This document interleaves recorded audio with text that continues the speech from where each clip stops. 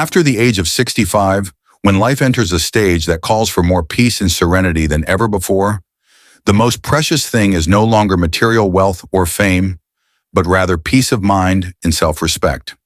At this age, you have lived through years of dedication, building, and sacrifice.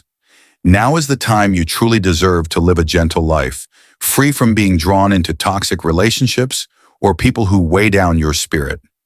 Unfortunately, not everyone realizes that certain relationships, whether with relatives, old friends, or longtime neighbors, can still become sources of emotional and physical exhaustion, especially when they possess negative personality traits, constantly spreading instability or taking advantage of your patience. And even more frightening, their influence doesn't always come in obvious words or actions. It can quietly drain your joy for life and gradually weaken your mental well-being. In today's video, we'll explore 4 types of people you should absolutely avoid visiting, not because you're selfish, but because you are choosing to protect your inner peace and dignity. Each of these personality types carries a specific form of toxicity, from endless drama and emotional manipulation to making you feel guilty every time you say no. And once you understand why you should keep your distance, you'll see that maintaining boundaries isn't cold-hearted. It's an act of deep self-love. If you've ever found yourself in an awkward situation where you were invited to someone's home only to leave feeling drained, anxious, or emotionally low, this video is for you. Because life after 65 should not be a string of days spent enduring discomfort. It should be a journey that's rich, calm, and full of wise choices. And choosing who gets to enter your living space is one of the most important of them all. Turning 65 is not just a milestone for retirement. It's also the time to reevaluate the relationships in your life. Because some people, even if they don't harm you directly, can silently drain your energy every single day. Have you ever visited an old friend and after a few hours of conversation, you left feeling heavy-hearted and inexplicably downcast? You ask yourself, I was in a good mood. Why do I feel so exhausted now? Chances are you just spent time with a chronic complainer, someone who always finds something to grumble about, even when everything seems fine. They might begin with an innocent comment like, "The weather's been awful lately. It's been making my joints ache." But then the conversation quickly spirals into complaints about family, society, the past, the present. And the worst part is, they're not looking for solutions. They simply want someone to nod, to empathize, to listen. And before you know it, you've been pulled into their wave of negativity. Older adults are especially sensitive to the energy around them.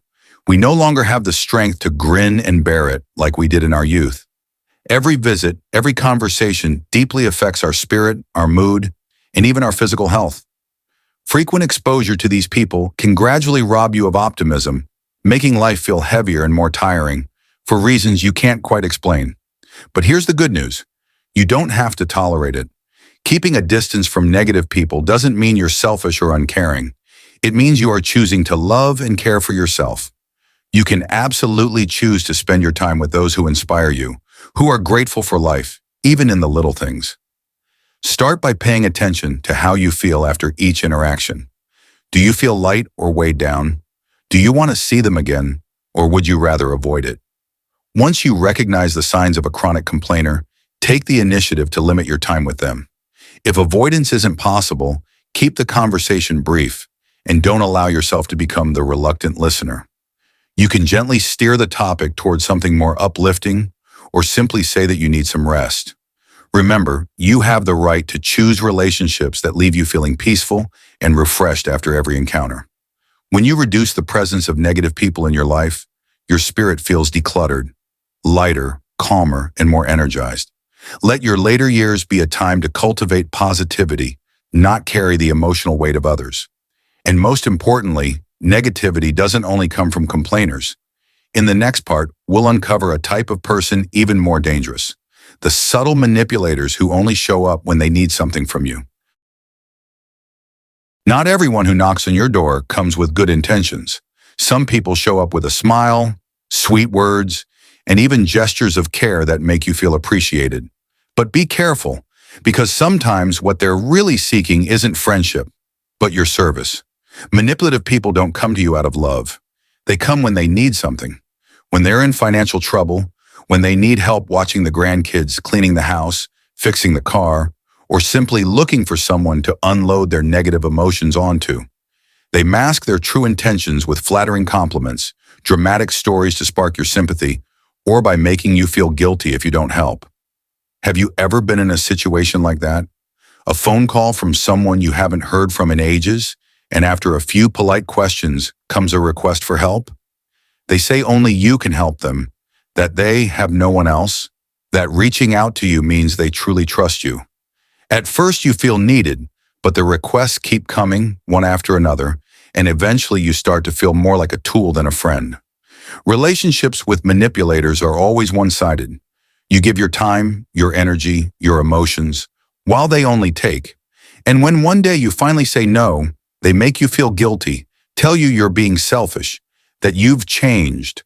Words carefully chosen to sting just enough to make you second-guess yourself, even though you know you're not in the wrong. What's even scarier is that manipulators are masters of disguise. They could be a relative, an old acquaintance, or a kind neighbor. They don't shout or demand outright. They gently guide you to a point where you feel like you have to say yes, even when your gut is saying no. That's why, after 65, you need to learn an important skill: recognizing and protecting your boundaries.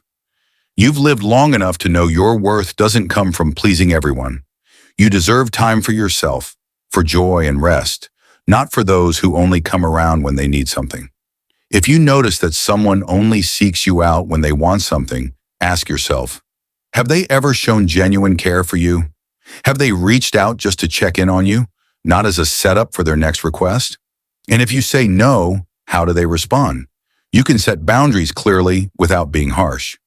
Say you're not available to help right now, that you're prioritizing your health and personal time. If they truly value you, they will understand. If they get angry or disappear, that's proof they were never really there for you in the first place. Focus on nurturing balanced relationships, ones where you can both give and receive, where you feel valued and not manipulated by guilt. Growing older means you've earned the right to choose people who bring you positive energy, not a sense of false obligation. You don't need to prove your kindness by agreeing to every request. True kindness is helping willingly, with limits, and without sacrificing your own peace of mind. And remember, setting boundaries doesn't make you a bad person. It helps you preserve what is most precious, your inner peace. Manipulation often comes wrapped in friendliness, but when you learn to listen to your intuition, you'll sense the unease behind the sweet words. And once you see it, you can choose to step back to protect yourself. Next, we'll talk about a type of person who may seem harmless, but can pull you into a never-ending storm of tension. The drama creator. There is a type of person whose mere presence makes the entire atmosphere feel heavier. They don't bring laughter, peace, or a sense of safety, but rather stories filled with conflict, vague remarks, and an energy that pulls you into an endless spiral. These are the drama magnets. People who are constantly caught up in or deliberately create drama in their lives. Have you ever been in this situation? You visit an acquaintance, and within just 5 minutes of sitting down, you're pulled into a whirlwind of unrelated tales. The neighbors fighting, a niece accidentally getting pregnant, a former best friend stabbing them in the back. Everything is shared as if you must know.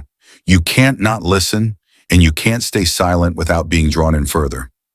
People who thrive on drama often don't realize the negativity they spread.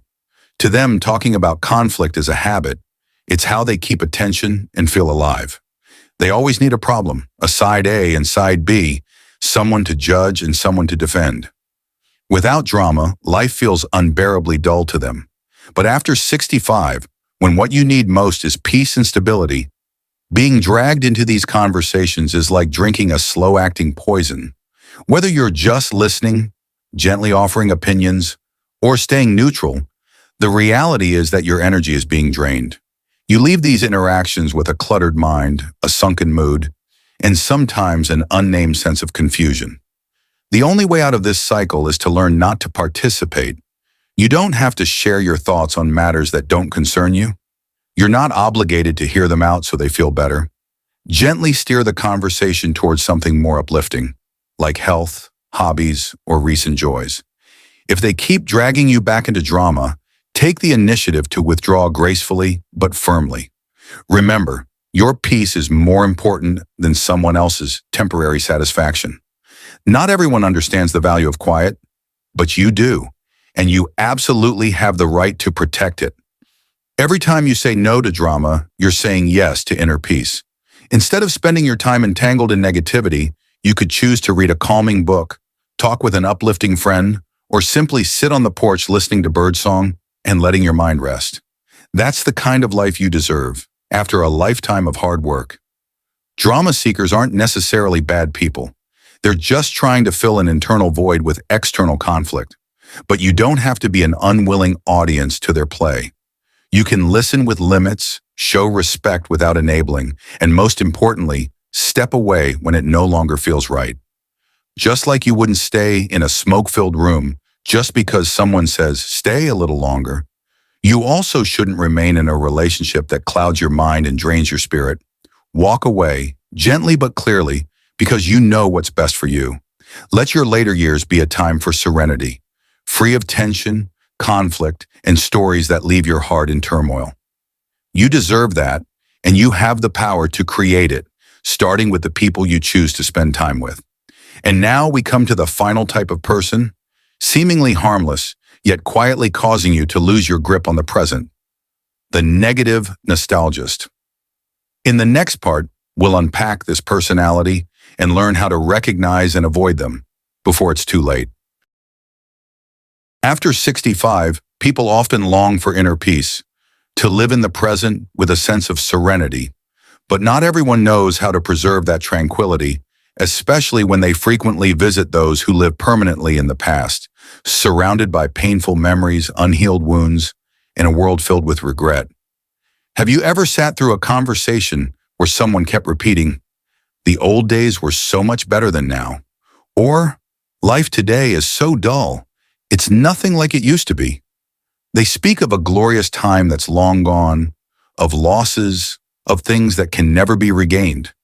And somehow they make the present feel bleak, disappointing.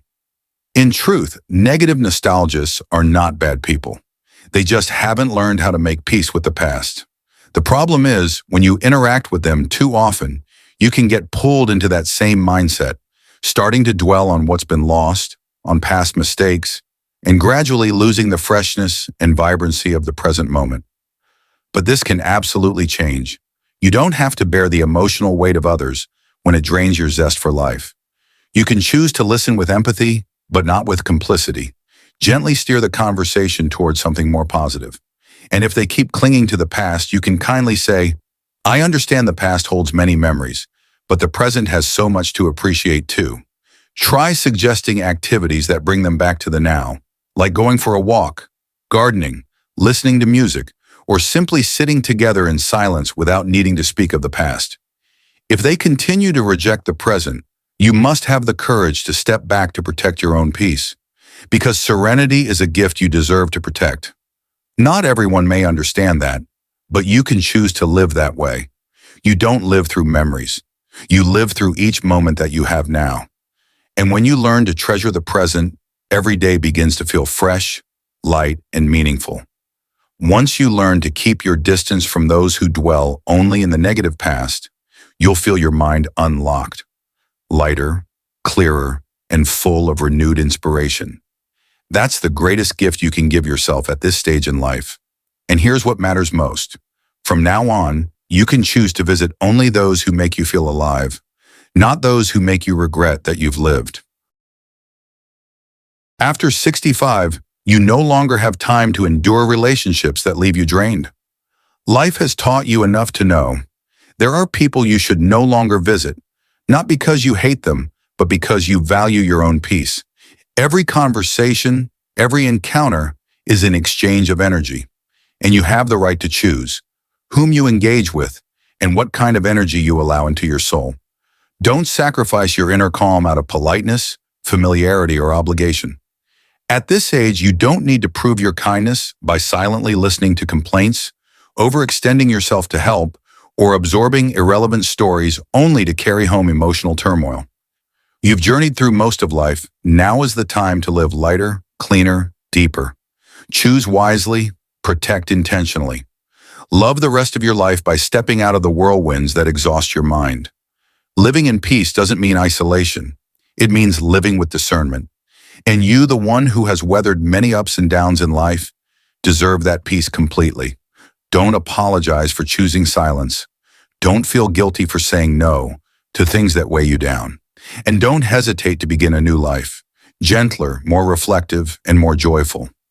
You don't need a crowd around you, just a few people, safe enough to let you be yourself, and still enough to bring you peace every time you part.